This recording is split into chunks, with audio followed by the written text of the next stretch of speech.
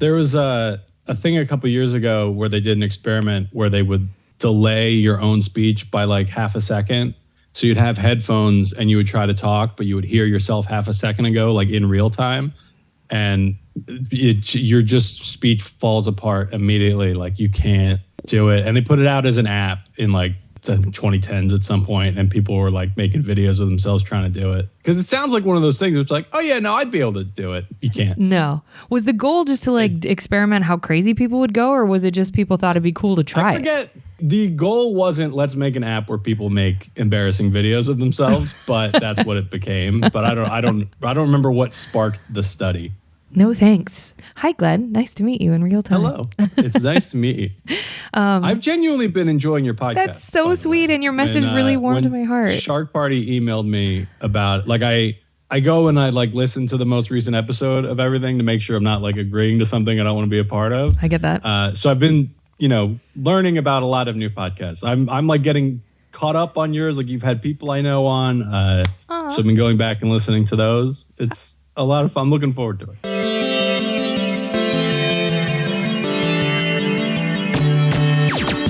Oh, hi, you're listening to Service from Hell, a podcast featuring people that are currently in customer service positions or the lucky few that got out, and all of the good, bad, and infinitely irritating things that go along with that work. I'm actor and writer Kate Gaffney, and I'm uniquely qualified to discuss this as I used to work at a very busy and very popular comedy club in Los Angeles, and at least one of you listening right now has probably grabbed me and told me you were ready to order when I was running around like a crazy person. So let's eat.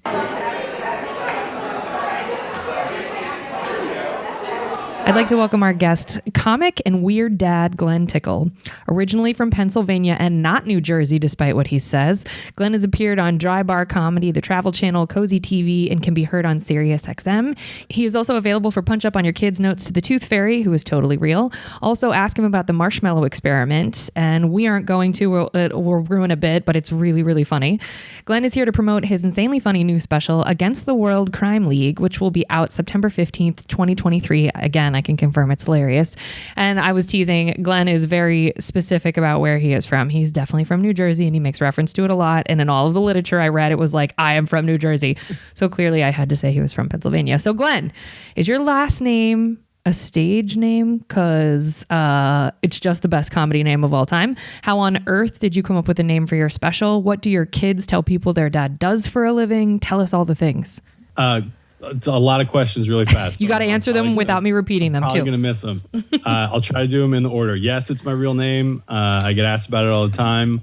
There's a place in England called Tickle, and it got like run together from, like, I guess that's where the name originated, and it just got run together over the years. I do not remember the second question. Third question, my kids they know I'm a comedian, but they don't understand what the job is really. Like, I've been bringing my older daughter with me more and more lately, just to so they understand what this is. And she came with me last summer. I did a chicken festival in Nebraska, and I brought her. So it was like a little daddy-daughter trip for a couple of days. And I brought her to a college gig to Connecticut once. And on the way home from that, she's like, what's your job? And I'm like, you saw me do it. Like last night, that's my job. She's like, no, like for work. And like that's so they understand that daddy a lot of the time goes and tells people jokes. They just don't understand how that is a job. And I'm like, I don't either, but it is. Yeah, it sounds like most adults in all of our lives. It's like, well, I can't really explain it, but I promise it makes money. I have the same conversation with adults too, where they're like, oh, what do you do? I'm like, comedian. They're like, no, for like a job. Like, what do you do? Oh, it's the most insulting follow-up question of all time. It's like, some people actually make a living doing this crazy weird thing.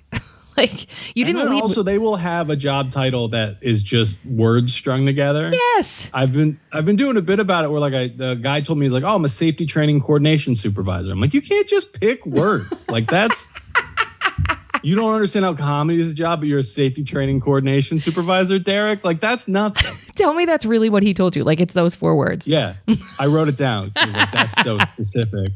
Okay. A lot of times people will try to explain their jobs to me, and it's gotten to the point where I think it's like a bit that people are doing, where it's like, that's not a job. You are not. Like, my brother was a purchasing manager, and I was like, what do you mean? He's like, he works for a construction company.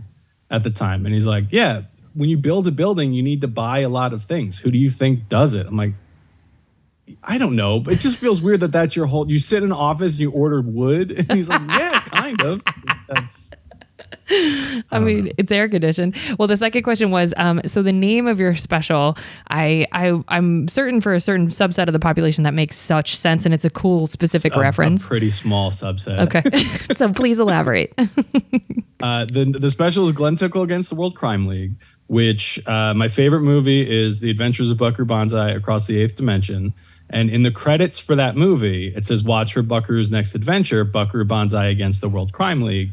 But that movie bombed and they didn't make another one because it's like just me and John Hodgman and Ken Plume are like the only people who like that movie still.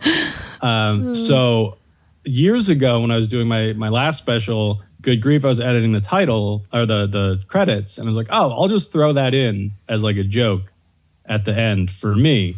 And then they actually put World Crime League out as a book during the pandemic, and it's not good. But it's like, well, I'll still use it because I like the title.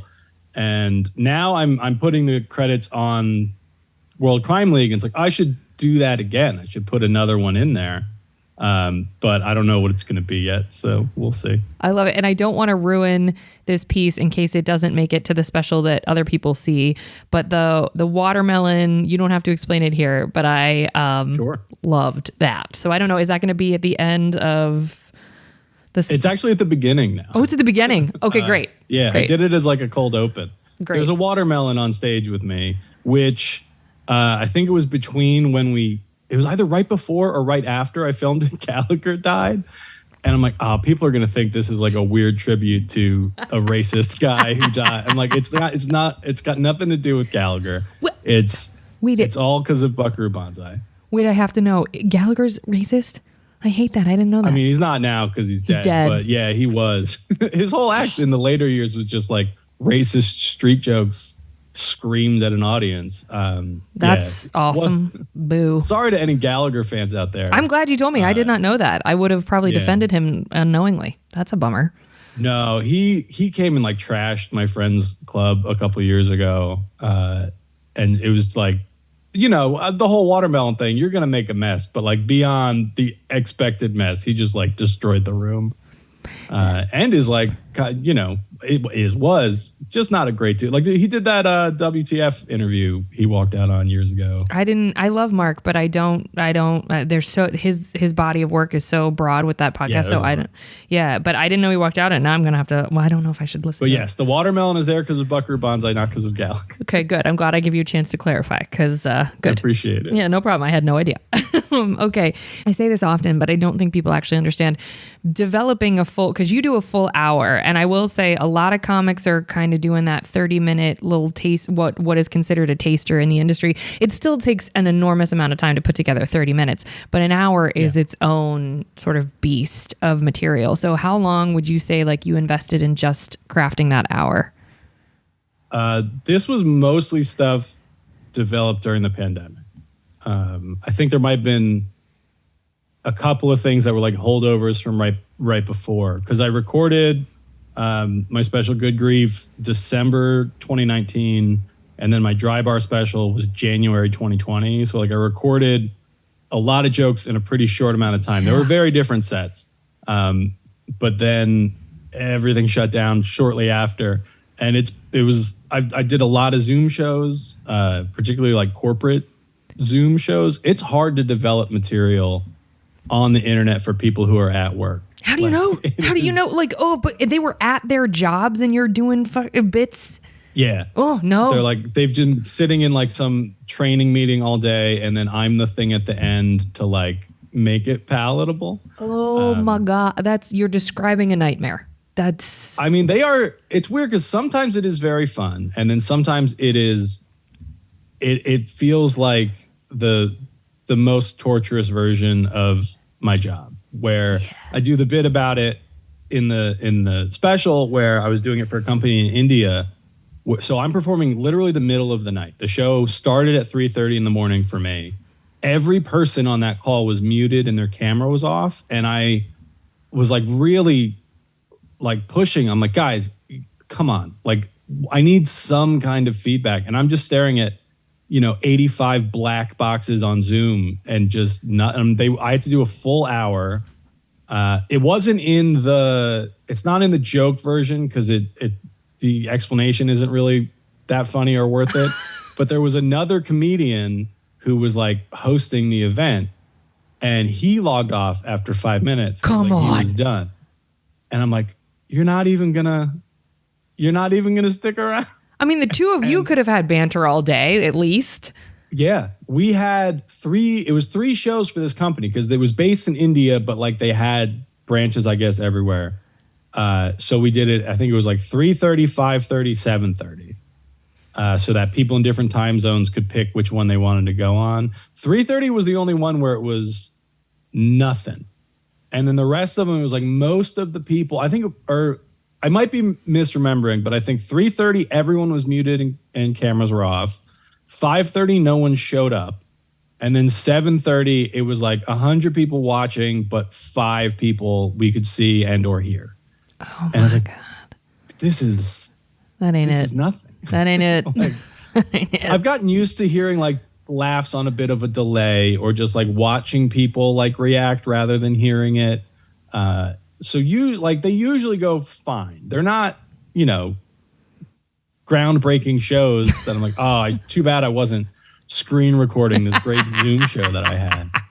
But I just did one the other day for a company while I was on the road. I just like stopped, got a hotel room for the night, set up, did a virtual show, went and saw Barbie. Like, it's nice, like, to not really have to travel, even though I was already traveling for that one. But it's like, all right, like I could just spend all day driving home, or I could spend half a day driving home, do a virtual show for 9 people, and then, go see Barbie. It was a fun day. The show went great. Yeah, and I think that if it speaks to your skill set in being able to pivot, because everybody knows of the constant stories we all tell of like just open mics where you kind of want to die and you're just like, I'm just constantly bombing. But I think, once you're a comic that's past the sort of constantly bombing open mic stage, it can be easy to forget how terrifying and humbling that experience is. And so I think Zoom shows maybe reminded some of you more polished comics of like, not that you had forgotten, but just maybe harkened back to that time where it was like, I remember what eating shit was like. Yeah. I think it genuinely helped. Not a lot of people have seen the special yet, but people who are at the show or have seen the rough cut, the most common note I've been getting from people is they're like, you seem really comfortable. Yeah, you do. And I'm like, I am. Like, I've been doing this for a long time. Yeah, I'm comfortable on stage. But I think nobody said that about my dry bar special or, my last special. Interesting. And I don't think I was uncomfortable during those, but I was uncomfortable during Good Grief because it's an hour of sad comedy about losing my brother. But I wasn't uncomfortable performing. It was like, I don't know, it's a sad thing to talk about for a long time. But I think doing Zoom shows and doing weird outdoor stuff where it's like, I did a show at a zoo during the pandemic where it was like I'm literally performing in front of a penguin enclosure. I would have loved that. In theory, it sounds fun. In practice, it's like, well, no one's watching me. Penguins are way more interesting than I am. That's why I didn't think about that. Like, no one. It was. I had to get used to like, well, this is part of it is like, well, this is my job now. So if a company says we will pay you this amount of money if you do this amount of time, doesn't specify the time has to be going good. But turns out if they're like, do an hour and I do 45 minutes and they're like, no, we said an hour, we're not going to pay you now. I'm like, okay. So I would rather bomb for an hour and still get paid and be like, look, I did the amount of time. Give me that check. Like, I'll take it right now.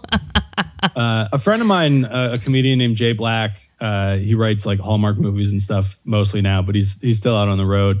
Early on, he's like one of the first professional comics that I met and was like nice to me and would give me advice and stuff. He's like, a bit of advice is like, you just have to get to the point where you don't care what the audience thinks of you or how the show is going. And as a guy who like my entire life has been pretty convinced, I'm like, I don't really care that much what other people think about me. Like I've always been like a weird kid, and now I'm a weird adult, and it's like, that's fine. I don't mind that people think I talk about Bucker Banzai too much, or that, I dress like a 90s film director because I wear t-shirts and blazers most of the time. And it's Kevin like, Smith. I don't care. But during the pandemic, I feel like I really understood what he meant, where it's like, oh, I just have to talk for 45 minutes on this internet call. It doesn't matter if it's good. Whether or not these people like it doesn't affect me as a person. It doesn't affect whether I get paid. And that is, I think, what people have meant when they're like, you seem really comfortable on this one. It's like, yeah, I've been inside telling jokes to silence, or at a zoo, or like standing on the back of a pickup truck in a parking lot. Like, you Did can't you do that one? hurt me. That's great. Anymore. Yeah, I did. I did a truck show. I've done so many weird ones where it's like, yeah, this isn't gonna affect me. I'll get through this and be fine. Yeah. There was a comedian, Adam Yenser. He wrote for Ellen for a long time. He's based out of L.A. He's from the Lehigh Valley in Pennsylvania, where I perform a lot, even though I don't live there. And okay. He's a good comic. Like he's a pro. And I walked into the local open mic one night, and he was just bombing so hard. And some guy in the front's like heckling him, and he's like getting into it with this guy. And then I just watched something click in Adam's brain. He's just like, hey, you know what? I've had good shows before. I don't need this to be one of them. And then he just like ignored the guy and finished the set. And I think about that all the time, where it's like, yeah, I've done thousands of these. It usually goes fine. So if I have a bad one every once in a while, who cares? Like, I have the statistical data to be like, I'm a good comic. I'm not saying I'm the greatest, or every time I go on stage I'm gonna crush, but like, if you were gonna bet on me standing in front of a group of people and telling them jokes going well, like, yeah, you should bet. I don't know that much about betting. Do you take the over on that? It's oh, hell, you're talking to the wrong person. Probably go at least pretty good. Yeah. Well, I think that it's such a superpower. It's wild though how, I mean, I'm relatively new to the scene, and like I find myself thinking of jokes in situations that's so inappropriate, and I'm like, oh, I gotta go write that down. I got it, because it warps your brain, at least in the beginning when you're hungry. Yeah. And I think that it's weird how we don't recognize, or I didn't recognize how utterly confident and self-assured most comics you all are. I mean, even though there's self-loathing, yes, there's all the myriad things we all discuss. Yeah, we know the mental health stuff. We know that. But this thing of like, most people's biggest fear is standing in front of people and speaking. And not only are you taking the thing that people fear the most, but also it's your words, your material, and your experience. There is not, even if you're playing a character, there isn't really a barrier between you and that's why improv was always so fun. I was like, well, who cares? I'm just being a character. It's not really me, even though you're like writing it in real time. Comedy, I mean, it is. Comics should be running way more things than are being run by comics. I should be on like a board. Agreed. An advisory board. I'm on a committee, you should but be it's on like a comedy committee. I'm like, I want to be like, I should be on your town council. Agreed. Like, I should have something. There's a guy going through. I'm not going to say his name because it's not to shame him. It's a move. There's a guy going through the open mic circuit in LA right now who is actively running for town council, or not town, like LA city council. Okay. And he'll do, like, if it's a 5-minute set, which most of them are, he'll do about a minute of material, and then it's a 4-minute pitch.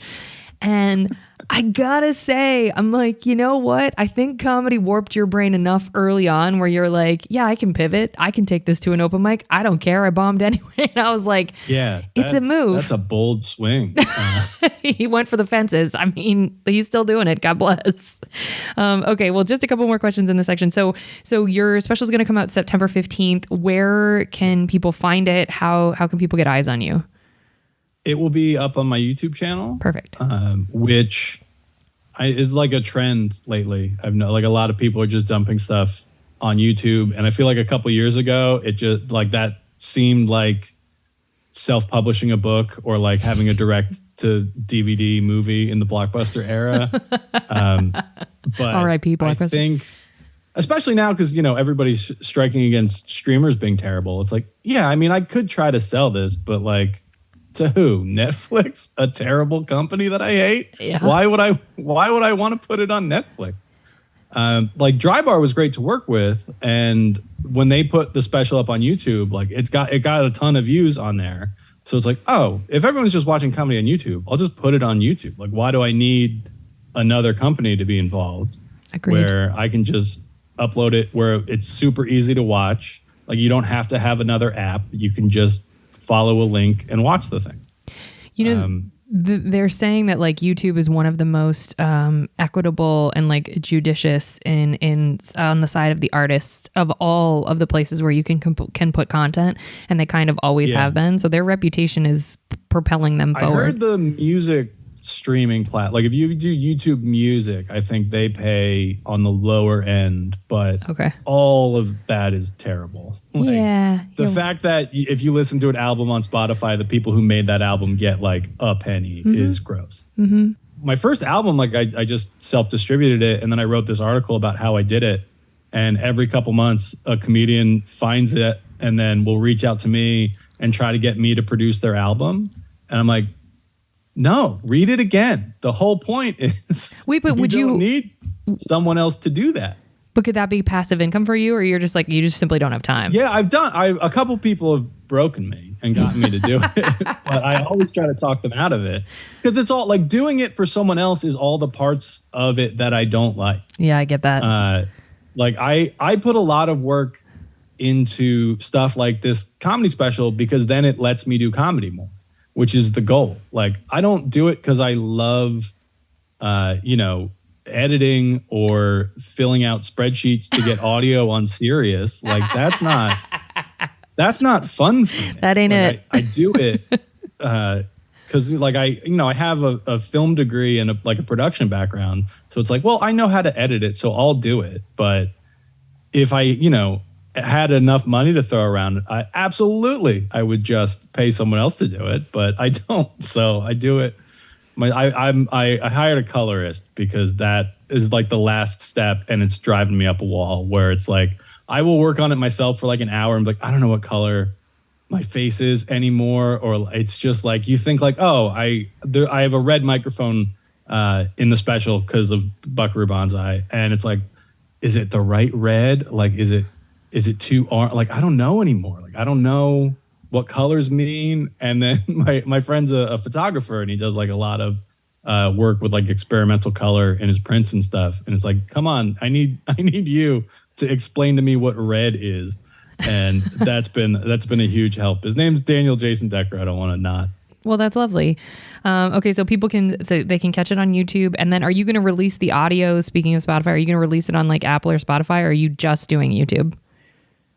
It will be out on the audio get released as an album at some point after it drops on YouTube, because I'm trying to drive people there initially, because I have to like monetize a YouTube channel. You have to have over 1,000 followers and something like 4,000 watch hours in a year. And I have the followers because I started a YouTube account when I was in college, like when YouTube started. Mm-hmm. So like I've had one for a while, and then I was going to wait actually to put the special up until I could monetize the channel. But then I'm like, oh, if I put this up, people will watch it, and then that will get me the hours that I need. Because I have friends who are like, oh no, just like do like a video game stream, every night for a couple weeks, and you'll get it. I'm like, that's like the one thing that I do to relax. Yeah. That I don't want to have to like be on camera and try to entertain people while I'm doing it. I just want to run people over in Grand Theft Auto and stack pills in Dr. Mario. Like, I don't want to have to like describe the situation. I understand while that. I'm doing it. Yeah, no. We can't ruin all of our hobbies and try to monetize everything. It's just like, no, I need something that ain't for that. I might start streaming Dr. Mario at some point. But that's only because I'm like really good at it. Yeah, your bio, it mentioned that that is a part of your identity. So tell me. I'm playing in a tournament on Sunday. For real? Like one of those tournaments? Mahoning Drive-In. Yeah, it's going to be on a drive-in movie screen. Mahoning Drive-In in Pennsylvania. I forget what town it's in. Wow. Where you're from? Yeah, I just found out like an hour before. Yeah. I'm on the border of Pennsylvania and New Jersey. I figured. But it's like the part of Jersey I'm in, there is nothing. So I frequently have to go to Pennsylvania for like any events. Like there is a movie theater in my town, but it's crappy. I used to work there. And then now like I drive like, I would rather drive half an hour into Pennsylvania to go to the good theater than, just sit in a broken chair that's been broken since I broke it when I was a teenager. Yeah, I just thought it was so funny how many places I was reading you being like, I am from New Jersey. It's not Pennsylvania. I was like, I should probably tell him I'm going to write this in the bio and make it funny. And then I was like, nah, I'm just going to just say it and see if he thinks that I'm that dumb. My entire life. Like, I think it started when I went to college. Because I went to college in New Jersey and I would meet other people from New Jersey and they're like, where are you from? And I'm like, oh, I'm from outside Phillipsburg. They're like, isn't that Pennsylvania? I'm like, no, it's pretty close, but like it's because I'm out by like farm country. I get it. In Jersey. It's the part that people forget about. And then like my agent, he introduced me on a Zoom show once and he introduced me as being from Pennsylvania. And I'm like, you book travel for me, guy. What are you doing? Is your brain broken? But then I remembered I always ask him to like, if he has to book flights for me, to do it out of Lehigh Valley Airport in Pennsylvania. So I guess that's why. I guess that's the problem. But yeah, a lot of people have assumed that I live in Pennsylvania. Okay. Cool. Well, we will look for your special, and then at the end, we'll have you give us all the details again. All right, folks. Well, we hope you enjoyed your apps. We're going to move on to the entrees after a quick break.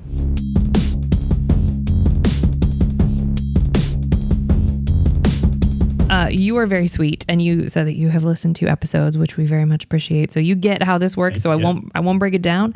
Okay. So we're back, and we're gonna move on to the entrees. Okay. What is your first job where the government was taking taxes out of your money? You can say any of the like ancillary things that we do as kiddos, but if you can think of the first tax wielding job. Yeah. My first like job was at a company that was like a candy and tobacco wholesaler for like convenience stores. And I think I was like 15. I was too young. There was a like program. I got called to my guidance counselor's office in high school, and she's like, there's this program that you can go get a job and then you will get to leave school early a couple days a week to go do menial tasks. I was like, yeah, that sounds great actually, because anything I can do to be here less, I'm on board. I want to say I was like 15, but I don't know how long. I don't remember how long I had this job. I was definitely driving at some point. So it might have been like they told me about it when I was 15 and I couldn't start until I was 16 or something. You can get your temporary license at 15 and a half in Ohio. I don't know if that's true in Jersey, but I know you Jersey, can. I think it was at least at the time 16. Oh, okay. You get your license. Okay. Maybe 7. I really, my sense of time and when things happen is trash. Same. But I was definitely too young because I wasn't allowed to use any of the machines, but that was the whole job. So the first day they're like showing me what I need to do, which is like, here's a conveyor belt. People are going to like pick orders, put them in boxes. They're going to come on the conveyor belt with a little piece of paper. That's going to tell you where to send it. You're going to box them up in like a more efficient way to ship them. Like they would just have a giant box, throw some things, the box goes down the conveyor belt. I put it in a smaller box, slap a label on it. But they didn't like tape them. They had this machine that would tie them up. And I wasn't allowed to use the machine because I was a child. But the whole job was put the box in the machine and like slap a label on it. So they were showing me around and showing me what the job is. They're like, well, you can't use this machine because you're a literal child, but, use the machine. So I would do it all the time. And just like, they're like, if somebody you don't recognize is like walking around for whatever reason. I guess they were like a health inspector or somebody. They're like, don't use it then.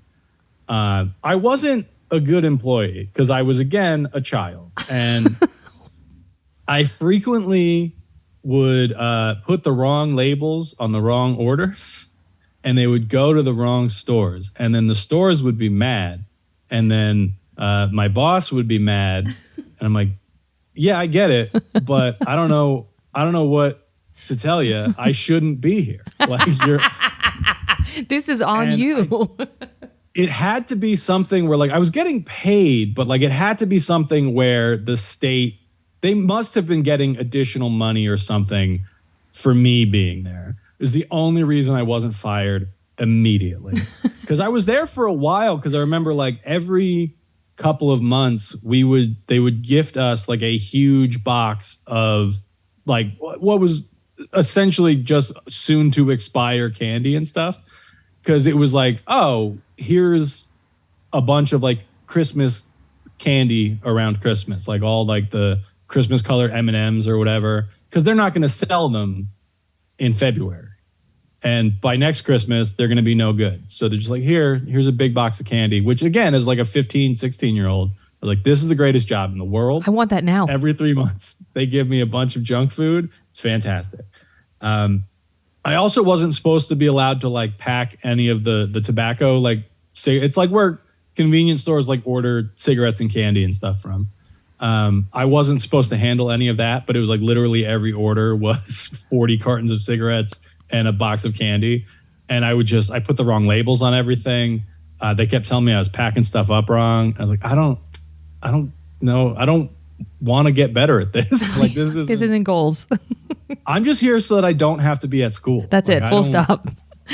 Yeah. I don't understand. I mean, I think to your point, it feels like kind of one of those like probation like deals where if you hire someone who has some kind of record, you get like state funding as like to subsidize like, hey, thanks for employing this person. It felt probably like pretty similar, like a work release out of prison. That's but what it feels I was like. A student at a high school. And a child. And not like a particularly problematic one. Like, I wasn't great at it, but I wasn't like, we got to get this kid out of here. Well, so you must not have played sports in high school, because wouldn't that have interrupted? No. Oh, you did not. Okay. What was your... Or as an adult or as a child. That's okay. No judgment. Okay. So you did that and you don't remember exactly the age. Do you remember the length of time you had that job? I want to say it was at least a year. Okay.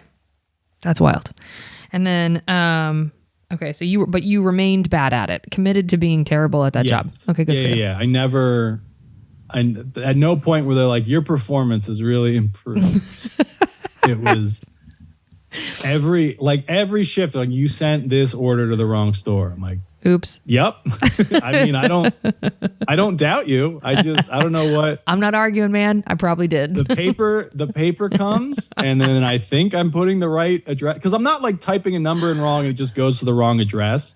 It was full on like just swapping labels on stuff, but we weren't getting like a ton of orders at once. So there is a chance that someone else was messing this up and I was getting blamed. But I wasn't like invested in doing a good job at this. It was all a ploy to get out of school. And I got probably minimum wage, and then also every couple of months a bunch of holiday candy. Like, real talk, that perk would be worth it for me now. Like, that's a pretty dope perk. And how did your parents feel about you like leaving school early to do this? Because I assume this wasn't replacing classes. Like, I assume you still had to hit your hours of classes and then you got to go.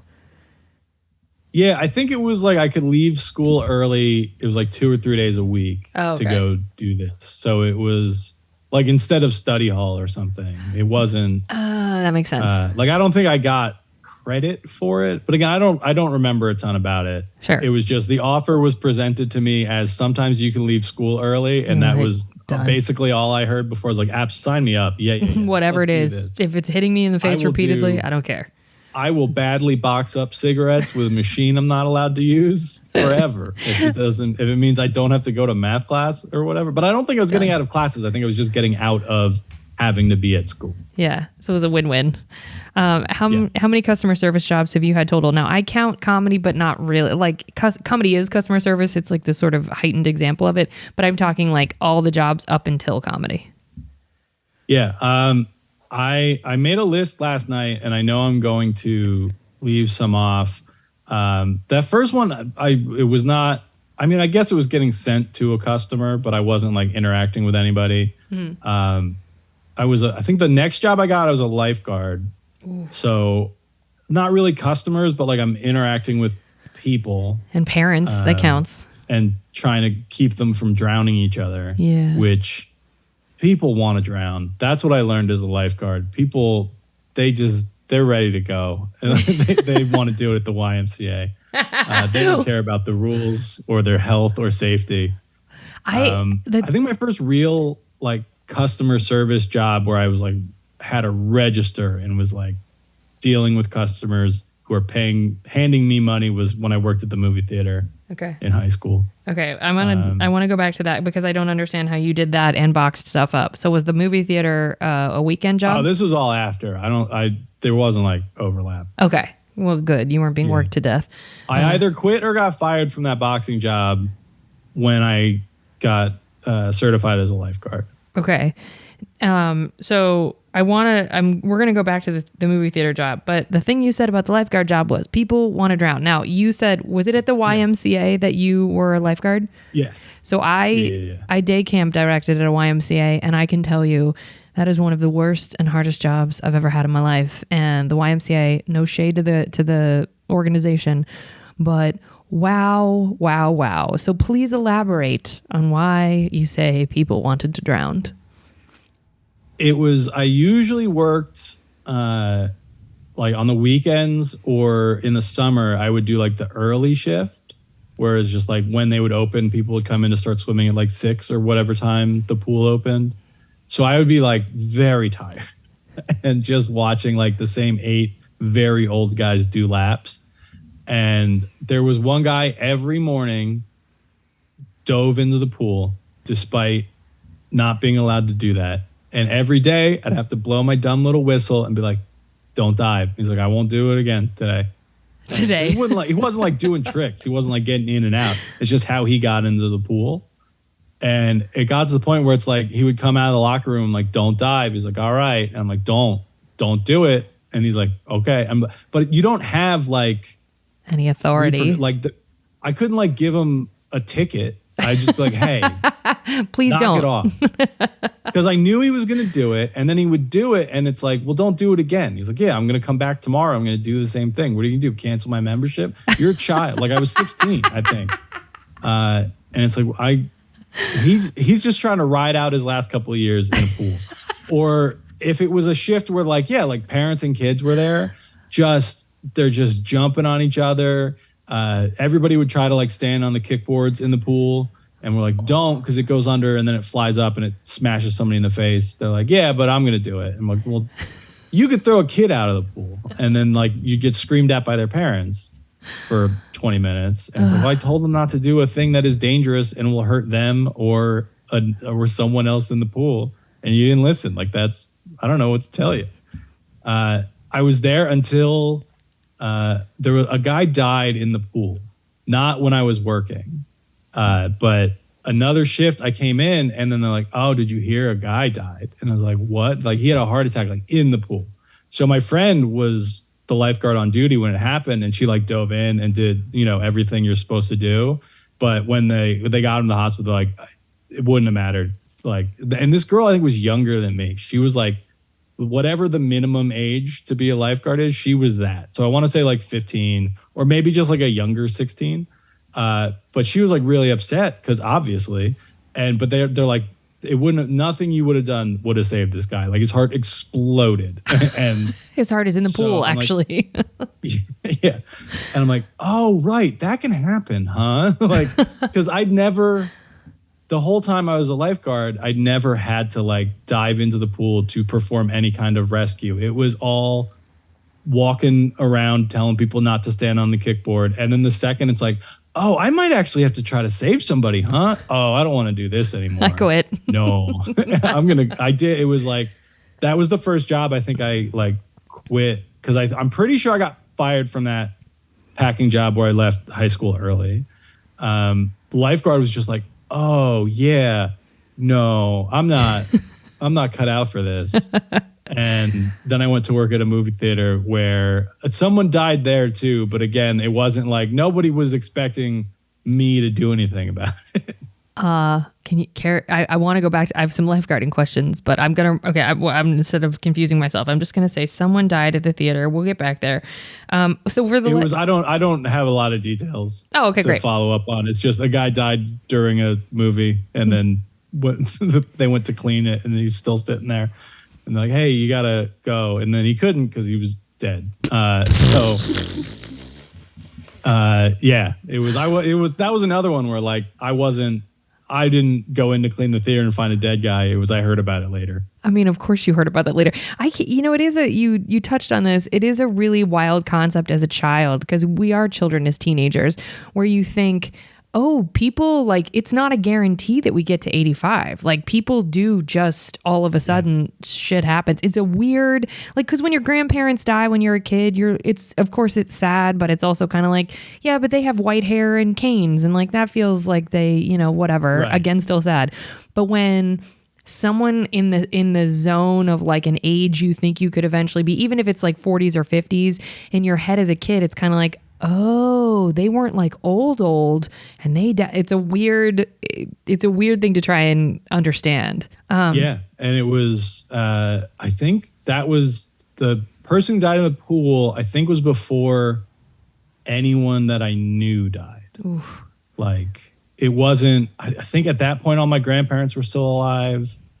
A high school friend died when we were in high school, but that was senior year. So it would have been before that. And I was like, oh, right. Like I was, intellectually aware of death, yeah. But it's like, I don't want to have to be the one to fight it. I know how to do CPR. I don't want to do CPR. Yeah. I know how. I don't want to have to do it. I just did it to get a certificate and a job. Like it was, I got a merit badge for learning how to do it in Boy Scouts. Like that's why. You wanted a patch. You didn't want to have to actually utilize the skill set. My youngest brother was a volunteer firefighter for years. And he's like, yeah, it's dangerous, but like I want to help people. I want to put out fires. Because he worked at like our local fire department. And then he moved to, I think it's Bladensburg, Maryland. It has like one of the busiest fire departments in the country. Because it's like really densely populated. Buildings are old. Stuff gets burnt up a lot. And I'm like, well, why would you go there instead of the place where you very rarely have to put your life in danger? And he's like, because I want to fight the fires. Like that. I'm like, that sounds hard and scary to me, actually. Yeah, same. I dated a guy in the military who was so pissed that he was stationed in Japan, like when the explosion, the nuclear, like the earthquake happened and all that nuclear shit happened. Yeah. And he was like ready to get in the mix, and they were like, "Oh no, you're gonna stay on base and like do some stuff." And he was like, "What? No, I want to like go get exposed to nuclear waste." And it was like, I want to turn into a Fallout Boy. Yeah, like. Nice. The movie theater was next. What was after the movie theater? Then I worked at Blockbuster Video. What? R.I.P. R.I.P. We stand a legend. In college, I worked at like just a local video store in Mahwah, New Jersey. I worked at an on-campus job for like the Career Center. I worked a couple different jobs, but I would like work the front desk sometimes. So I guess that was customer service adjacent. Yes. I was a birthday clown a couple of times. Some jobs you can get just by lying and telling people that you can do it. It was a woman at my campus job. It's like, hey, do you know anybody who can paint faces? My friend's having a birthday party and the clown canceled. And I was like, you're not going to believe this. I'm actually a really good clown because I was a broke college student and I needed the money. Because I'm like, how hard can it be to paint faces? Like I was in art class. I was like, I know how to make a kid look like Spider-Man.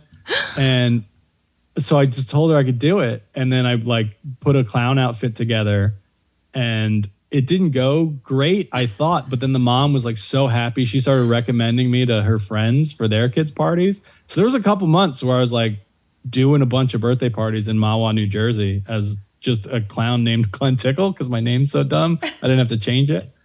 and it was wild. I never actually ended up having to paint their faces because the part of clowning that I'm worst at is painting my face. And so I was like, oh, we can paint. Time to paint your faces. They're like, no, yours looks terrible. Don't do that to us. You don't know how to do that part of it. Just do more juggling. Do you actually know how to juggle? Yeah. Oh, that's awesome. There is like a slightly different timeline where I went into professional juggling instead of comedy. Is that real? Yeah, I'm really good at it. But I'm only good at like parts of it. The problem is like I have friends who are professional jugglers and they're like, well, yeah, like you got to learn how to do all the things because people's interest in any one kind of juggling dissipates pretty quickly. And like my parents got me a unicycle when I was 10 for Christmas. I asked them for a bike and they're like, we'll get you halfway there, bud. I never learned to ride it because I'm not like physically gifted in any real way. So it is, but they still have it. My dad reminds me every couple months. He's like, it's in the shed if you want to learn. And your dad's mean. I'm like, I can do a bunch of different patterns with 3 balls. I could never do more than that. I can do like clubs and knives. I worked as a bartender and I used to like juggle knives and like the bar fruit. And my manager every time would scream at me because he thought I was going to chop my hand off. And I'm like, I'm better at this than the actual job that you want me to do. Like I will just stand here and juggle these steak knives for 45 minutes without dropping one. But I will 100% put the wrong beers in the glasses. Like that's what's going to happen. That was how you got to act out about the guy who dove in every time you said don't dive in. You're like, well, I'm going to pay this forward and I'm going to do the thing my manager does. As soon as you turn around, I'm just going to start doing it again. Fire me. And then they did. Not because of that, because I asked them to. Oh, I have to. Okay. Well, he asked to be fired. I gotta get back to that. But hold on. Wait, I don't know anyone else that's been a birthday clown. So I have to understand, did any kids like cry because clowns are scary? Like, was there ever an aversion to you or just your face paint was so terrible? They were like, that's not a real clown. No, there were like kids who didn't like get that close. That would have been But me. it was like, oh, you would come in. This was early 2000s when I was in college. So I feel like that was before creepy clown stuff, I think, really peaked. And it was, like there were a couple kids who would like not want to sit up front when I was doing juggling or magic tricks or something, but I don't think I made any children cry. Well, I love that you just like leveraged this into a business off of just being a desperate poor college student. And then you had these like cool extra skills that actually did make you a good clown. That's right. neat. I mean, part of it was like, I knew how to juggle. I knew some magic tricks. It was like, I could probably do this. Like, it was, and then you built a business. I wasn't going in there 100% cold. You know, like I was a dorky little kid with a lot of free time and not a ton of friends because I had them, but they wanted to like play outside. And it's like, no, let's sit inside and learn card tricks. Like let's go play kickball. No, absolutely not. No, that's card too tricks much. And Ninja Turtles all day. Okay. So you had so Blockbuster Video, then you did a local video store, then you did some jobs for college. Then you mentioned a restaurant where you asked to be fired, or a bar experience. Care to elaborate? I was a waiter and bartender at a chain restaurant that I genuinely hope fails. The local one closed that I worked at made me happy. I know a lot of restaurants are struggling right now. I hope all of them succeed except for this one. What does it rhyme with? It's a Rolling Stones song. Is that who does that one? Okay. It's a day of the week and I got a it. precious gem. And oh boy, do I hope that company collapses under its own weight. Why? Just because I didn't like working there, because I'm petty. Same. Well, part of it is like the whole restaurant industry paying people $2 an hour is gross. But that one in particular, just because I worked there and didn't have a good time. But I know there's people who work in food service who like genuinely like it. There was a woman, my friend, like a kid I was in Boy Scouts with, his mom worked there with me. Seemed like she was having the time of her life every day. She loved meeting people. She loved telling them what food was good. She seemed to be just having a wonderful go of it. and I would just be the most miserable idiot because that was after college. I got a film degree. I was doing like some freelance production work, but not a lot. So I picked up waiting tables to like make up the difference. But then the video work kind of dried up after a while. And it's like, I'm just a waiter. Like, this is not, why did I spend 5.5 years in college? If I could have done this out of the gate, like it was less about like the actual job. So when I say like just a waiter, I don't mean that to denigrate waiters. I mean that to denigrate me, a guy who just spent a lot of money to get a film degree and then wasn't using it. Like, I'm like, if I was going to do this, I would have just done this out of high school. Had a lot less debt. I didn't need to go to college. Yeah. So that I thought was really frustrating. I complained constantly. I did not hide it from the company or the customers that I didn't like my job or want to be there. You would have been my favorite waiter. Customers, I think, genuinely found it refreshing. Yeah, it's honest. I was so straightforward. They would come in and I'd be like, "Hey, I'm Glenn. What can I get you?" That would be it. I wouldn't try to sell them things. I wouldn't ask them how their day is because I didn't care. It was just the arrangement is you're here. I got to bring you your food. Just tell me what food you want.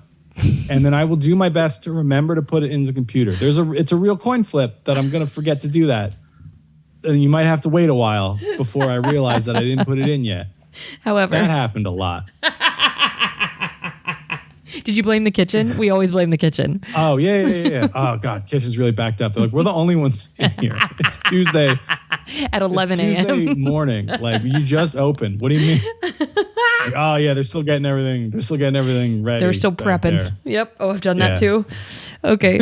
So clearly, so your attitude was going to probably get you fired, but did you straight up walk up to a manager and say, yo, you got to fire me? The assistant manager, who was of like the management, the person I resented the least, Rachel, if you're listening, hi, Rachel. What's up? She's like, we know you hate it here, like, but this is your job. So what can we do to make you happier while you're here? And I just said, you could fire me. That would make me pretty happy. And then I finished out the shift. Then the next day, I'm supposed to go back to work. And before I leave my house, I get a text from the general manager. He's like, hey, it's Scott. Can you come in a couple minutes early? And I was like, yep, I can. I didn't even get dressed because I knew exactly what was happening. So I went, bought a ticket at the movie theater because it was in the same parking lot. You are so bold. Went and got fired, walked back and watched the movie. And it was like, yeah, it was... because he sat me down. He's like, Rachel said you wanted us to fire you. I was like, yeah, I hate it here. He's like, well, then you're fired. I was like, thanks. And then I went down. And part of me was worried. I'm like, I wonder how my wife is going to take this. Probably not super good. But I was like in the process of getting all like the certification or whatever to be a substitute teacher. So I knew like once that came through, I was out the door. I wasn't going to stay at that job anyway. And the timing worked out because like I got home from the movie and the certification thing was like in the mail. So it was like literally the next day or the day. It might have been like a couple days before I actually started subbing. But it's like, yeah, I can go do this other job right now. What was it specifically about working? Because was that your only restaurant that you've worked at? Yeah. So what made you hate? Was it just restaurant work in general, or was it that specific chain, that specific location, or all of it? I think it would have been any restaurant. I wouldn't have enjoyed. I understand that. That specific one, they switched general managers at one point because I don't know why, because they just moved the one guy to like a different store nearby. That's what they do. He was such a weird dude. But a lot of it was just like the structure of restaurant work where I'm like, oh, the idea that you are getting away with paying me so little is gross to me. It is the idea that like, I don't know how long I'm going to be here because you might cut sometimes me. Like, oh, you got to stay late or you get cut early or some nights it's slow. And I'm like, I hate all of this. And just the idea that it wasn't like unionized and there was no real way other than just being like a real grump about everything, like I was, to like fight the system. That's such where it was like, it's not like that was my first job and I was just like annoyed that I had to do a thing I didn't want to be doing, which I was, to be fair. Like anytime I have to do something when I want to be doing something else, I'm kind of a baby about it. But it was, a lot of it was just like, yeah, this whole system sucks. Like, I hate this. Like, I still hate it. Like, you know, it's, when I see, you know, restaurant workers walking out and striking, and I'm like, yeah, absolutely, do that. Like, burn it to the ground. So it probably would have been any restaurant that I worked at, I would not have enjoyed. That one in particular, just the salad bar is not as good as people kept telling me it was. The food isn't very good. And yeah, it was just the pits. I don't know. Yeah, it's funny because you have such a different perspective than those of us that have been entrenched in restaurants for a really long time. It's such a good point that I hadn't thought of, that there really isn't a way to combat the system. Like I've shared on the show before, you know, we used to, at one of the restaurants where I worked when I was like 16 or 17, we would be told we had to roll silverware off the clock because they wanted to save on labor. Yeah. And it's like, yeah, they did the same thing to us. That's fully illegal. Just wouldn't do it. Yeah, it's illegal. Yeah. I just refused. And good for you. And they're like, well, then you're going to get fired. I'm like, then fire me because I won't do work off the clock. Like, yeah. Yeah. But it's such a wild concept that at the time I was like, oh yeah, this does save them on labor. $1? If I were there a half an hour rolling silverware, that's $1 to them. Yeah. Like what? It was the nature to exploit you. It's rife in restaurants. And another point I hadn't thought of that you're right. It's like you would go into every shift not really knowing what a time commitment it was. Like it could be 2 hours, it could be 10. Like you're not sure because you might work a double. There was one day I was sick. So I called them and I was like, hey, I'm sick. I can't come in. And they're like, well, we need you to come in. I'm like, but I'm not faking it. Like I had like strep throat or something. I'm like, I'm pretty sick. And they're like, we need you to come in. I'm like, I can get you a doctor's note when I go tomorrow, but like, I cannot come in. And they're like, they made it very clear that they did not care I was sick, that if I did not come in. So I'm like, I guess I got to go to work sick. And like I think I did. I think I just went in because I'm going to get fired otherwise. Or I called them on like the silverware thing where they're like, no, you got to stay late and do this. I was like, well, no. And I would just leave. And then I would get yelled at the next day, like literally yelled at, not like, hey, you were supposed to stay and you didn't. There was a different assistant manager who I did not get along with named Karen, coincident, like appropriately. She would like literally scream at us. And I'm like, I'm an adult. Like, you can't just yell. Because when I was bartending, I'm sure there's a version of this exists everywhere, but like somebody orders a drink at a table, it shows up on my screen behind the bar and I got to make that drink. I did the math one day and I'm like, I'm getting like a couple cents for every one of these that I make. So if I had people at the bar, I'm like, I'm going to take care of these people first, and then I'm going to do whatever garbage is on the screen. And Karen would like yell at me, and she's like, you got to do these drinks. I'm like, I'll get to it when I'm done with these people, because these people pay me probably about $1 a drink, and I get 10 cents for every one of these I make. And she's like, no, these are more important. I'm like, not to me. They're actually 1/10 as important as these other drinks. And she's like, that's not the right way to think about it. I'm like, I don't know how else you want me to think about it. Also, you're paying me $2.13 an hour. I have to think like that or I can't pay my rent. Like, absolutely. That's insane. That's an insane argument. Okay, so after the restaurant that you lovingly requested to be fired from, was there anything else in customer service? I think substitute teaching is a version of that, but it's not like, I mean, dealing with parents, I think, is very much customer servicey. If I was like a regular, because subs don't really deal with parents, thankfully, because that probably would have been my least favorite thing to do. But yeah, it was, I kind of like, except for the hours, like I kind of like subbing as a job.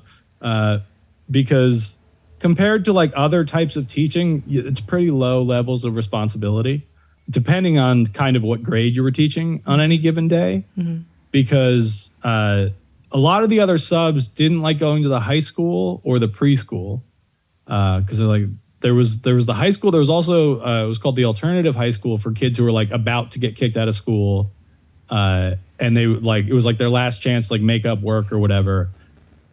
I was there a lot because none of the other subs wanted to go because it had this reputation of like, oh, there's fights all the time. Like the kids don't listen to you. And they would send me all the time because I'm 6 feet tall. And they're like, I'm not going to break up a fight. Like, I don't know what you think I'm not going to stand between two teenagers trying to beat each other up. I'm going to like tell them to stop, but I'm not sacrificing my body for this. But that it never happened. There was never a fight when I was there. That's not to say there weren't fights at that school, but like there was one never broke up in class. And the classes were just me sitting there while they were working on whatever independent projects they were trying to get caught up on. Because the kids who showed up there were the ones who wanted to stay, who like wanted to get back to the regular school. If they were there were kids who were like, all right, you can go to the alternative school before we kick you out. They would just stop going because they didn't care. So they were like trying to finish whatever they had to finish. And then the preschool, other subs didn't like going to because they didn't like dealing with little kids, which, you know, I have some now. They're great. I like kids. Plus they were teachers' aides in the room who would like change diapers or whatever like that I didn't have to deal with as a sub. So it's like, oh, we just do kindergarten stuff. You just get them to sing songs and tell them what colors are. Absolutely.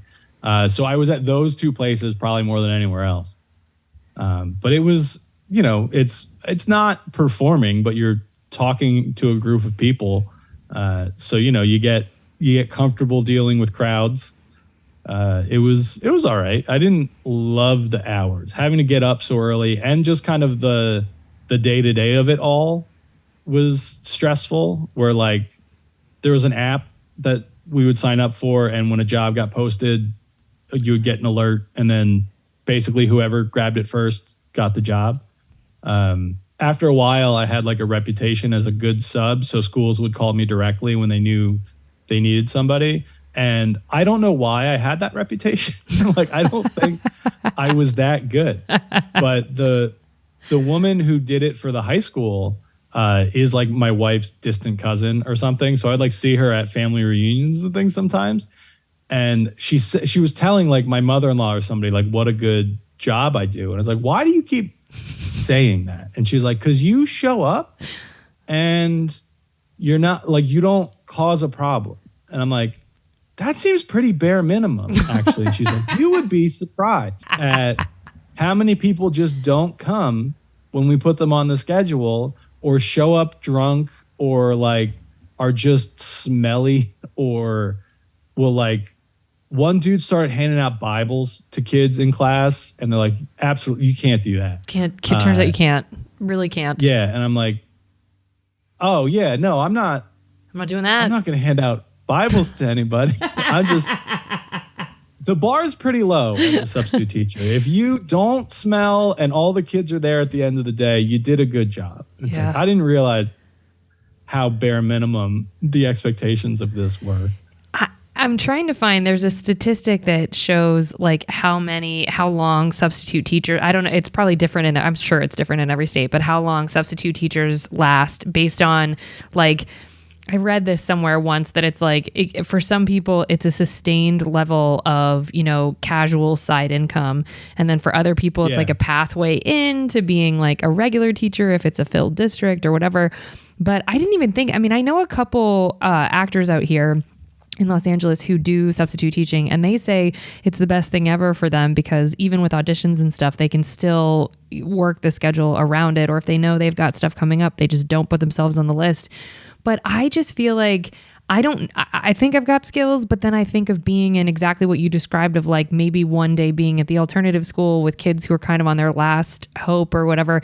And then the next day being with babies, to have to shift that in your brain. It is almost like, I know that it's not the same day, but like it's almost similar to the skill of dealing with hecklers of I can squash this in one part of my brain and then get right back to my set and go and still have a great show.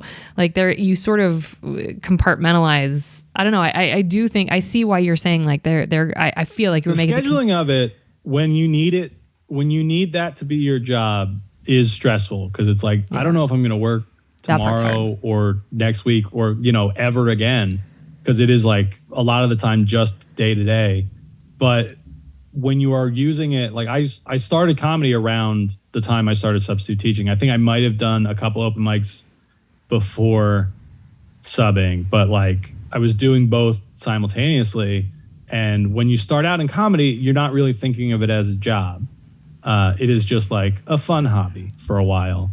And then when you start, getting paid work for it, having something like substitute teaching where it's like, yeah, I just don't have to take jobs this week because I have to go to Nebraska for a few days or whatever.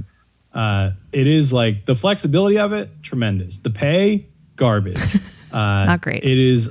I think when I was doing it, it was something like $85 a day. A day? A day. And it went down after I left. I think it went up since, but not enough. It is like an insultingly low amount of money, at least here in Jersey. I'm sure it varies state to state, like all things do in education in our broken country. But it got to the point where I was like, I was working literally every school day a couple of years. Like I would take off once in a while for a thing, but there's enough schools in the district where I worked that I was working after, the first couple months, you kind of get in the swing of it. I'm like, I'm doing every job I need to be doing and still like barely making any money. And then you would sit in the teacher's lounge and get to hear teachers complaining about how little they get paid. And you're like, hey, you don't get paid enough. But you get paid 4 times what I'm making in a year. So I don't have any sympathy for you right now. Like intellectually I do, you're right. But like, I don't want to hear you complain to me about it. Because there was a contract negotiation between the teachers union and the state while I was working there. And I think every Friday they had like t-shirts that they would wear, the teachers union. And the like rep for the one school, the one day I wasn't wearing an NJEA t-shirt because I'm not in it. And she's like, hey, the way she worded it, I almost just walked out of the building. I was so angry. She goes, hey, I know you're just a sub, but it would be great if you showed some support. Fuck off. And like at least wore, I think they were blue. She's like, at least wore like a blue shirt.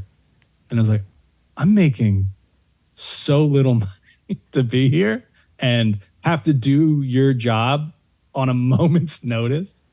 And granted, they're very different jobs. I'm not saying, as a substitute teacher, my skill set will qualify to being like an actual classroom teacher, but I hated that lady forever. Like I see her around town sometimes and I'm still so petty about it. Where it's just like, yeah, I don't want, and again, I have friends who are teachers. It is a hard job. They deserve to be paid more money, but don't complain to people making a quarter of your salary that you have it tough. Yeah. And you do again, like you have it hard. Yeah, you're not coming across that way. You're coming across as someone who dealt with exactly what you described. I just looked it up. And so the average substitute teacher pay in California, and that's average, so it depends on where you are, is approximately $265 a day. But in northern New Jersey, where it sounds like you were when you were doing that, it has gone up to $100 a day. But there are other Wayne public schools. I don't know where that is in New Jersey. It says they're offering $250 a day because they can't.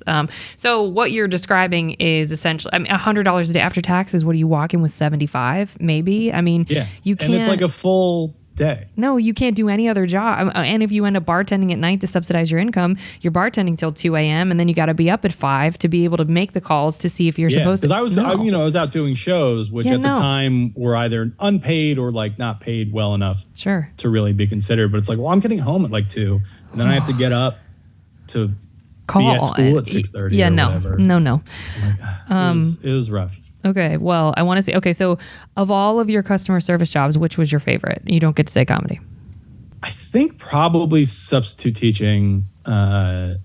It's tough because like they're not around anymore, but I did really like working at video stores. I was like, I am still like a big movie nerd. So when I was in high school working at video stores, I knew I wanted to go to school for film.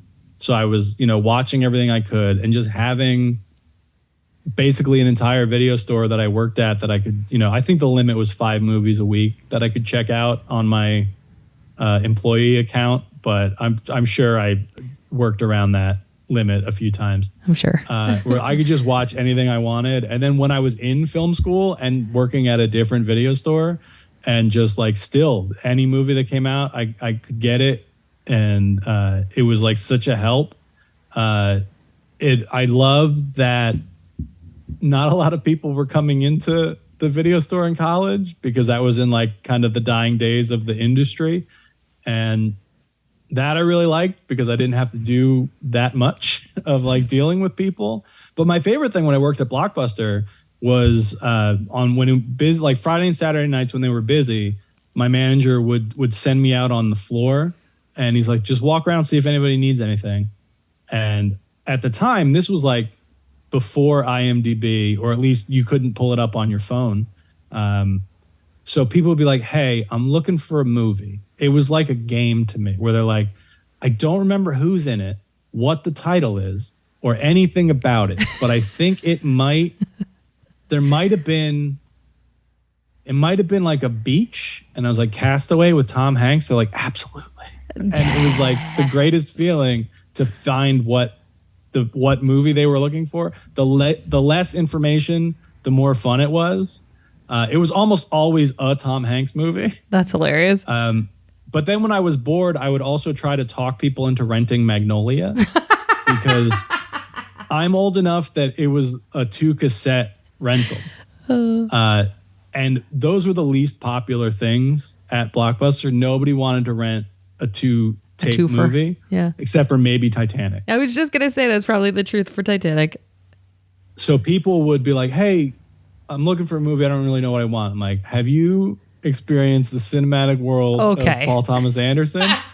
And I would talk them into renting it, because it's a movie that I genuinely love, and I really like Paul Thomas Anderson's work. But most people in the town where I work don't. So it is a fun thing for me, a guy who grew up watching Clerks, to be like, I'm going to make you guys rent a movie I know you're going to bring back in an hour. You're going to be mad, and you're going to get something else. It was pure delight. It's the best. They're like, what's a good movie? And because that movie, like the cast is stacked. So all you have to do is like, it's got Tom Cruise, Philip Seymour Hoffman, everybody's in this thing. They're like, oh, how have I not heard of this? Absolutely, I'll rent this. They don't get through Tom Cruise's monologue at the beginning before they pop it out and bring it back. And I know that because if they didn't rewind it, they wouldn't rewind it, and it would be like right at the end of that scene. That's so funny. Okay, so it's a tie between the video stores and substitute teaching. Did we get a final number of customer service jobs for you? How many would you say you've had roughly? 10? 10-ish. I had a couple not customer service jobs in there. Okay. But those were the only ones. I think it's about 10. And was substitute teaching the last thing you did right before comedy took off for you? I was working as a writer for a couple different websites. Oh, okay. But the last like customer servicey thing was like substitute teaching.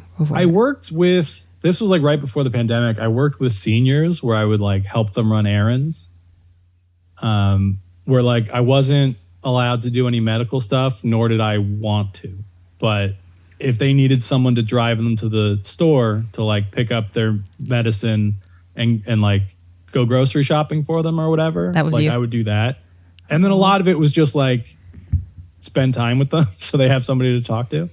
That I liked doing, but it was because like I love doing comedy. Like I get a lot out of watching and enjoying comedy, but like sometimes it feels like I'm not really doing anything to help the world. So I did this job because it was like pretty flexible and like I could do it. At the time I was doing mostly like college shows. So I was only busy with comedy a couple months out of the year. So I was like, I have a lot of downtime. I should do something where I'm like helping people. So I would do that, but then stuff started to pick up again. And it got to the point where I was requesting off like so much time, and the company was great. They were always like super helpful with me, like switching shifts with somebody or, taking some time off. But the last time I had to put in a request, I was like, I need to take some time off. And they're like, yeah, just let us know when. I'm like, February. They're like, when in February? I'm like, I need to take off the month of February. because I'm gonna be on the road for almost all of it. And that was when it's like I should probably quit now, huh? And they did. They wouldn't let me quit. Actually, they talked to me and they're like, "Well, can we just put you on like hiatus in case you like decide you want to come back? Because if you quit, then it's like harder to rehire you. But if we just like take you off the schedule or whatever." And I was like, "Yeah, oh yeah, that's fine. Like I would go back to doing that." During the pandemic, I probably wouldn't have done it because I have autoimmune disease. So I had to be like pretty extra careful, especially in like the beginning of it, which I mean is unfortunate because, you know, the elderly also were at high risk. It would have been great for me to help them, but I'm like, I can't. So yeah, I don't know. It was like, that was rewarding. I don't know about fun. The one lady that I worked with, we did not get along. And it was, she was just super mean to me every day. And I'm like, hey, you can ask them to send somebody else. Yeah. Like, no. All right. Like, I don't, again, it was like that thing of like, I don't care. Like I'm an adult secure in his feelings. Like I can sit here and have a lady be mean to me, while I, you know, cook her dinner or whatever.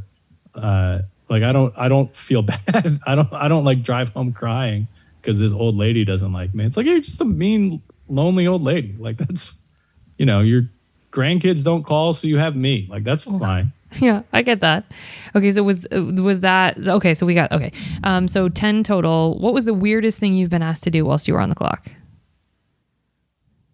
God, it's probably that old people job. Yeah. Just kind of the whole thing. Yeah. Really, like we will pay you. Can you just go get this guy's medicine?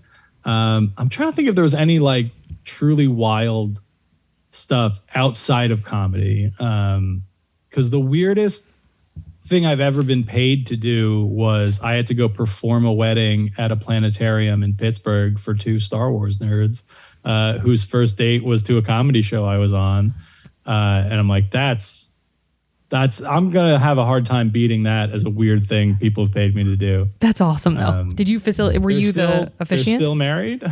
Wow. Yeah, unofficially, they went to the courthouse that morning because Pennsylvania, I guess, is weird about, they will sometimes let people like do the internet registry thing, and other times they will not let them do that. So they went in the morning to the courthouse and got actual married, and then I just like made jokes in a planetarium. Has a Yelp review ever had an effect on your job? So like, do people write in to comedy clubs about you or call about you, or have you ever heard those stories? Not that I've heard of. One guy did find me on Facebook to complain about a show, and was like tagging the venue. But like an actual Yelp review, no. And I like when I was working in a restaurant, it was kind of pre-Yelp. Sure. So it wouldn't have come up. I'm sure if Yelp was around when I worked at the restaurant, place. Yeah, I would have been mentioned a couple of times. I imagine if you were, because I hated that job, but I tried not to take it out on customers, but also like sometimes specific customers were just bad people that I didn't want to deal with. So you're like, they're in the line of fire. Yeah. I'm like, I don't like you. I would specifically try, but like, I know I'm miserable. I don't want to like ruin these people's day by being miserable at them. Yeah. But some people were miserable already. And it's like, well, yeah, this is a fair fight then. Like, that's fine. We're on equal footing. Will ruin your day. Okay. But yeah, the guy, the comedy one, and it ended up being a bit that was like my closer for years, because he found me on Facebook and it's like, well, now I know your name, buddy. Like, yeah, you're dumb. You were an anonymous audience member. Now you're Dan. I know everything about you, man. Your whole Facebook profile's public. I'm going to make audiences yell at you for over a decade. And I have, and it's real fun. Okay. Have you ever told a customer to F off, or like gotten loud with a customer where you like just lost your cool? I got loud with a manager about a customer because they got seated in my section, but they changed where the sections were or something. They changed something from the start. It was a long time ago. So I want to say they were supposed to, I remember, they were supposed to be sat in my section, but it was a big table. So they had to seat them outside of my section, but then no one said, "Hey, Glenn, that table is yours." Yours. Because it was like a 12 top or whatever, and I only had small tables in the section or something. So I'm just like standing around waiting for a table, find something to do. And then Karen was like, "That's your table. They've been waiting for 45 minutes." I'm like, "They're not in my section. No one told me that was my table." Like, I don't remember who I assumed was waiting on them, but I'm like, they've been in her section the whole time. And she was like really mean to me about it. And it was like, I went over to the table. I was like, "I'm really sorry. They just told me that, you were supposed to be I didn't explain how sections work to the table. I forget. I'm like, "I'm really sorry. I didn't know I was supposed to be helping you out. I'm here. What can I get you? I'll put everything in right now. Get it out as fast as I can." I was trying to be like as diplomatic to the table. And they were like, if I remember, like pretty okay with it, like annoyed because it wasn't even like they got drinks and then nothing. No one else was really in the restaurant. They just see me standing around not helping them. There was maybe one other server. And I was like, "I'm really sorry. It was, a mix up. I'll take care of you. We'll get through this together." And then I go in the kitchen to put their order in, and the assistant manager is like berating me about like, I need to be more attentive. I'm like, none of this is my fault. Like, hey, like I mess up at this job a lot, and that's fine. But like this one, 100% not on me. And she was like, just kept harping that like I should have done something differently. And I'm like, no, hey, again, this isn't my fault. So, and she just wouldn't shut up about it. I full on yelled for the first time, I think, at like another adult in my life, where I like used like my dad voice before I had kids, where it's like, sometimes you just gotta use the fact that you can be loud to just get someone's attention. And I don't do it a lot, but I did it then, and it didn't feel good. And she was pretty mad about it. And I was surprised at how loud I yelled. That table absolutely heard me because it was pretty empty. And it was buck wild. Do you tip? Absolutely. What's your average? Yeah. I think it's a gross system that needs to be burned to the ground, but it's the one we got. So absolutely, 20 is like the default. That's what I think. Like that's baseline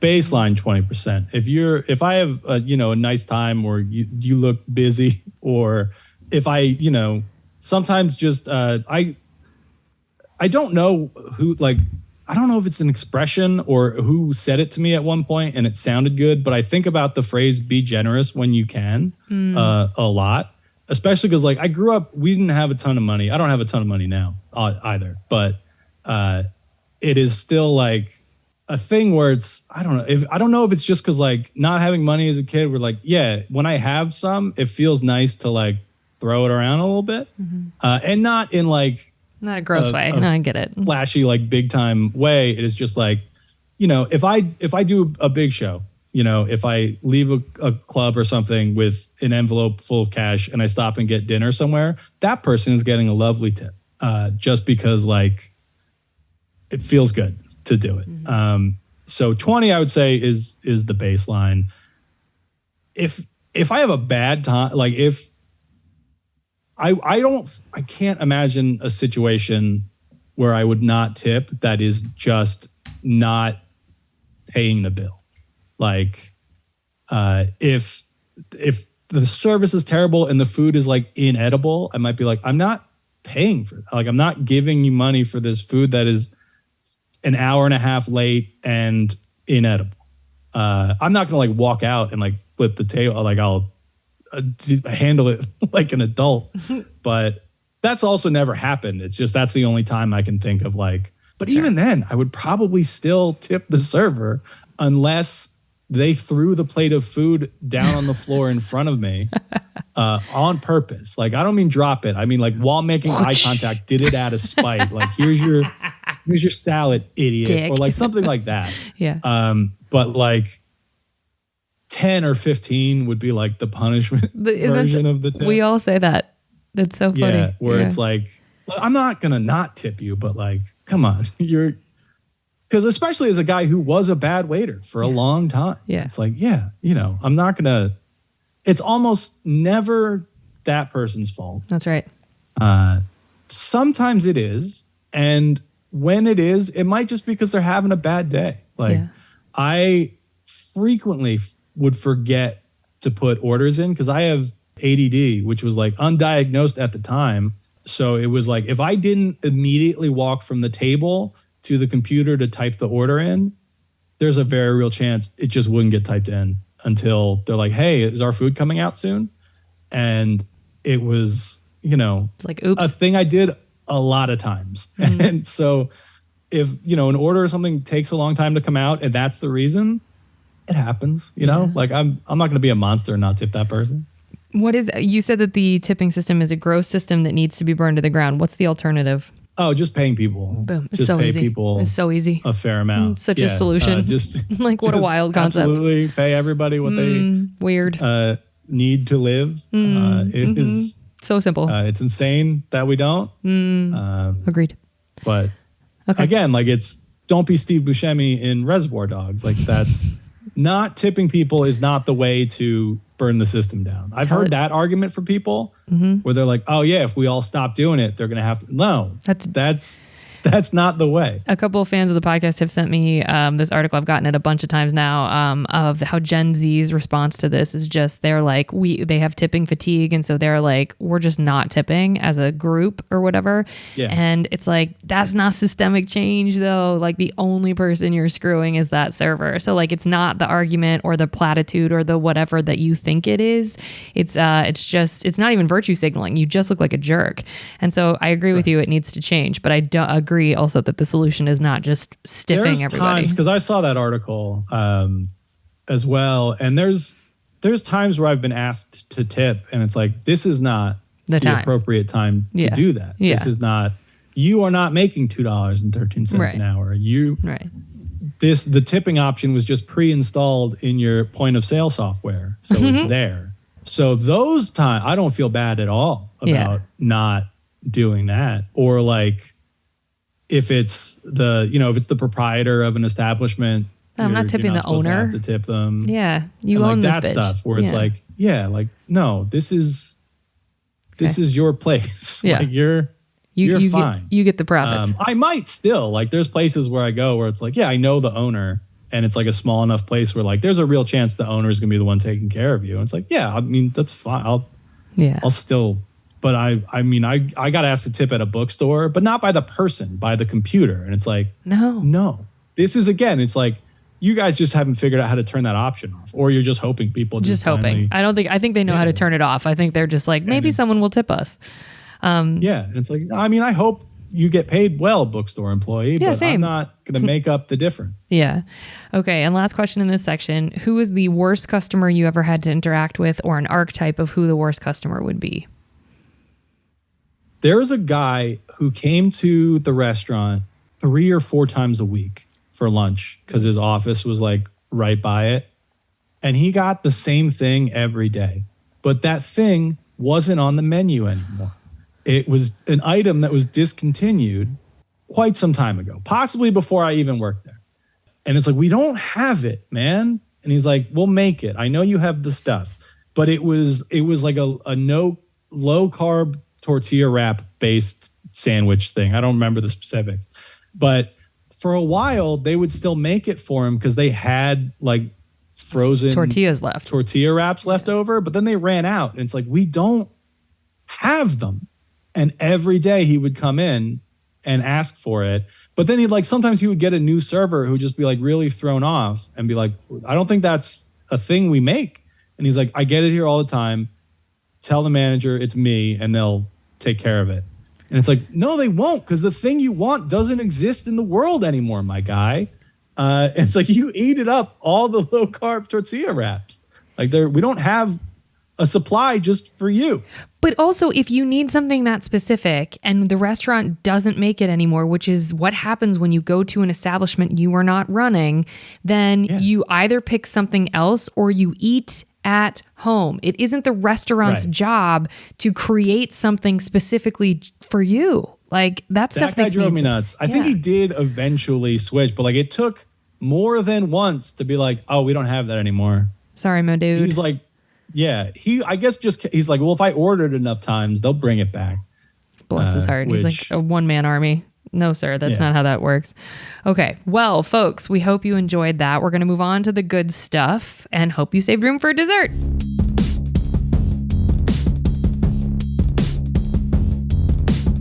Okay, what's the nicest thing a customer has done for you whilst you were working? I know the one other episode that I listened to, you said this was another one specifically not comedy, but the nicest thing anyone has done for me was a couple that was at a show. I faint sometimes, just like randomly, kind of. And I did a show in Michigan. Show went great. Right after it, I'm talking to people who are at the show in the lobby.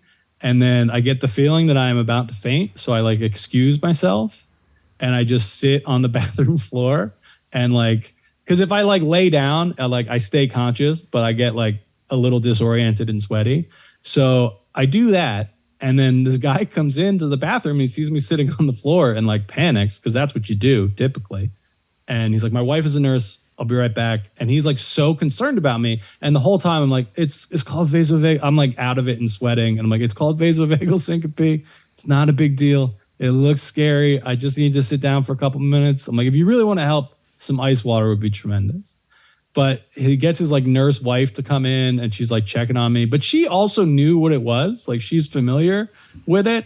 And I'm like, I really just need to like sit here for a little bit and I will be completely fine. And they're like, we're worried about you. Like, we don't want you to have to like drive home in this. And I'm like, my hotel's like 5 minutes from here.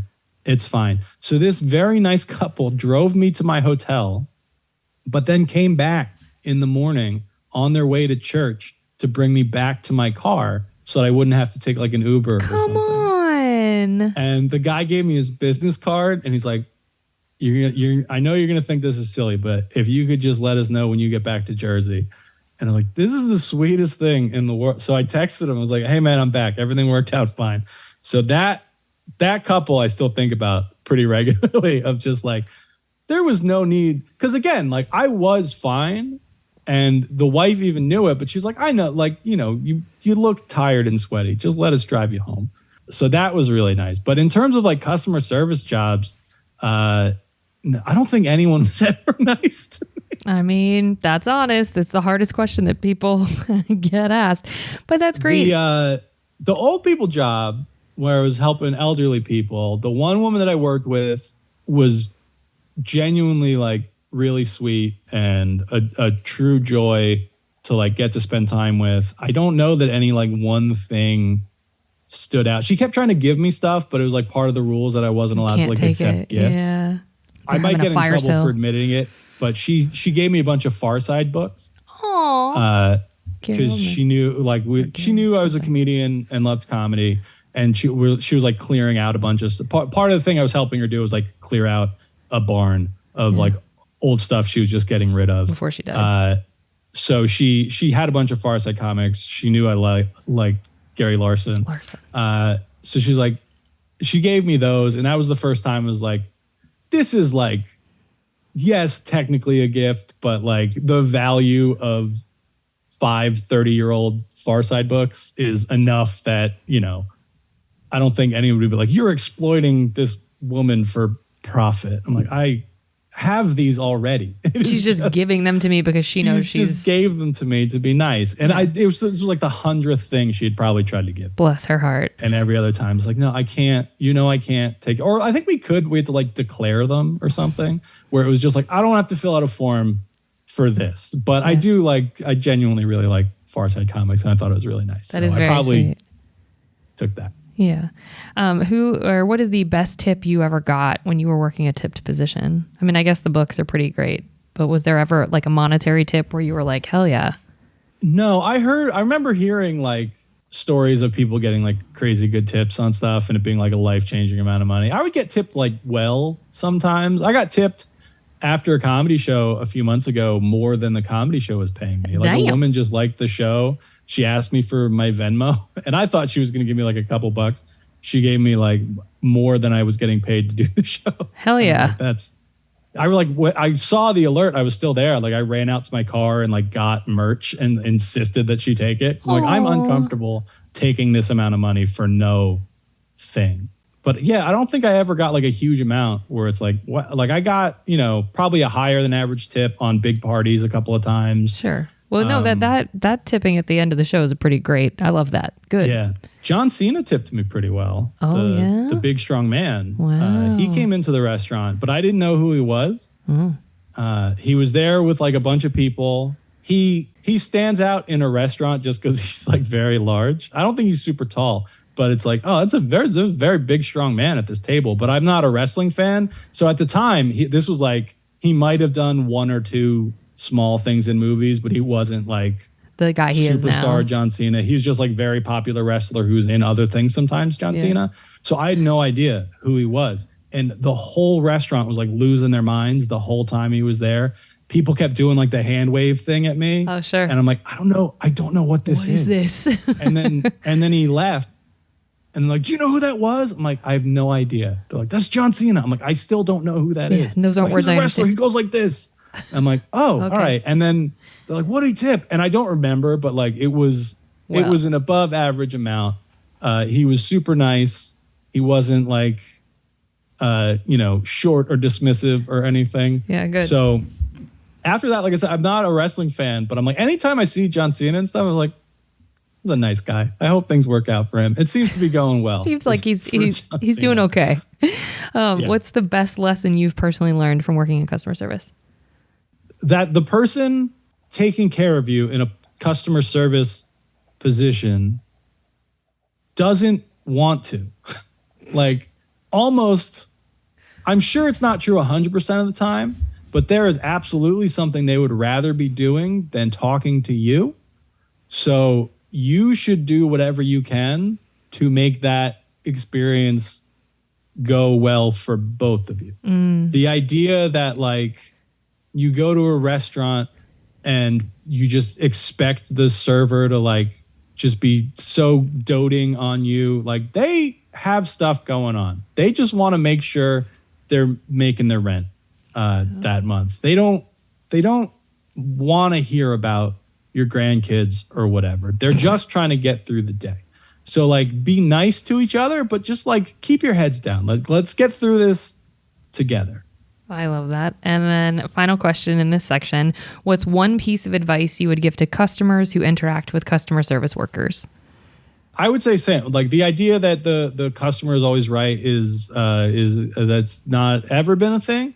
There's more to the saying that people just like cropped off. It's supposed to be the customer is always right in matters of taste. Yes, you know the actual quotes. Yeah, I might have learned that from your podcast. I love it. But it is like just that doesn't mean you get to just be horrible to people. It just means like if you want to buy a blue shirt and the person selling it to you is like, you'd look better in green, you get to buy the blue shirt. You know, like you get to make a bad decision. That person's actually probably right. Like you should probably listen to them. But, you know, you as the customer get to decide like, yeah, I want my pizza burned. I want you to burn it, just put it in there for like 5 minutes longer than you think, because I like gross, disgusting burnt pizza. And that person, they should do it, you know? But that doesn't mean if they're like, hey, I actually take a lot of pride in the pizza that I make. If I burn it, I feel like that's not really a product that I want to sell people and put my name on. You know, again, like back to the idea of like, you're trying to get through this together. There's the whole thing of the idea of like comics, a real comic should be able to kill in any room. I don't want to kill in any room. Like I want to find an audience that likes what I'm doing. I don't want to, just do racist street jokes so that I can kill at a VFW hall in Indiana. Like I want to do a lot of jokes about Jurassic Park, even though that movie came out 30 years ago. It's okay. And fewer people know what I'm talking about when I bring it up. And it's like, yeah, I do joke, not to like turn this into a plug at the end, but like I do jokes on the special. I'm like, this one's not for everybody. And I know that, but I think anybody tuning in to a special that I'm putting out to watch me will be on board for, however many Jurassic Park jokes I want to do. If I'm just doing a regular corporate gig somewhere, I might, put a governor on how many times I bring up a 30-year-old movie. But on the special, I think I say the phrase Jurassic Park more times in Glen Tickle Against the World Crime League than they say it in the movie Jurassic Park. You say it a couple times. It comes up. Yeah. It's throughout. And it's because I think it is just because I'm petty, where I do one Jurassic Park joke on my Dry Bar special, and it is like the least reaction I get the whole thing. So I'm like, oh, well, the lesson here is do it more. A lot of people don't remember Jurassic Park, but I'm like, no, the lesson is do it more. Yeah, I get it. You found the line. Well, Glen, how can people find you? When exactly? Well, we already know exactly when it comes out. That question was old. What are your socials? Like, remind people how they can get at you. Tell us all the things. Sure. I am at Glen Tickle with one N across all social media, not Twitter anymore. You mean X? Yeah. The second Elon took over, I deactivated my account. And then I still see people like, oh, I think it might be time to go soon. It was time to go months ago. It's been time to go. But yeah, it's at Glen Tickle, Instagram, Threads, Blue Sky, until that runs itself into the ground. Mm-hmm. And my special will be out September 15th on my YouTube channel for free. There will be like an extended version if people really want to give me money, but making people pay me for stuff always feels gross. So part of the reason I wanted to put it on YouTube was just to make it so that, I can send my mom a link and she doesn't have to sign up for a thing. She can just watch it. So there will be an extended cut with, I think it's like 10 more minutes of, it's mostly tags that I trimmed for time rather than, there's one, you can hear about a time I bombed really hard in Boston. That I tried opening the special with, but it didn't work. So when we did the second show, I just skipped it and did the joke about the shed. So I'll put that one on there. Amazing. Well, folks, we're going to drop your checks now. Thank you so much for listening. If you want to help us out here at Service from Hell, we'd love to have you subscribe, rate, and or review the show wherever you listen. It will help us reach more people that need to be schooled on the art of being kind and will be catharsis for those of us still working in the industry. If you want to get in touch with us directly here at Service from Hell, send us your receipts to servicefromhellpodcast@gmail.com. We always love hearing from y'all and really appreciate the outreach.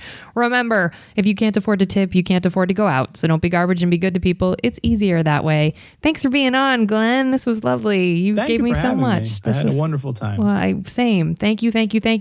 All right, folks, go watch the special after September 15th. We'll see you later. Good night.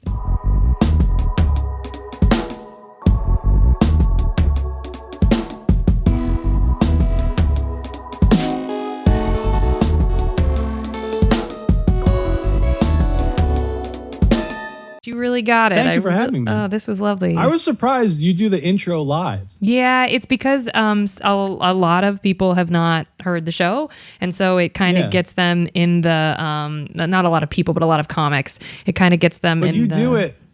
It's the same thing every time. So I assumed it was like pre-recorded, and then when we started and you did, I was like, oh no, she just does that word for word every time. Yeah, I do. Yeah, just because I've found there were a couple episodes where I was just taking it from previous ones and putting it in, and people felt like I would start cold with their bios, and they'd be like, oh, okay, we're in it. So I found that it's the reason that you don't walk on stage and immediately go after, which is what I thought would work. I'm like, just start in right away, and people get kind of squirrely, especially when I interview non-comics. They get kind of okay, because people get super nervous, which is really sweet. Right. But yeah, so I do it live. We do it live. Glen back. Yeah.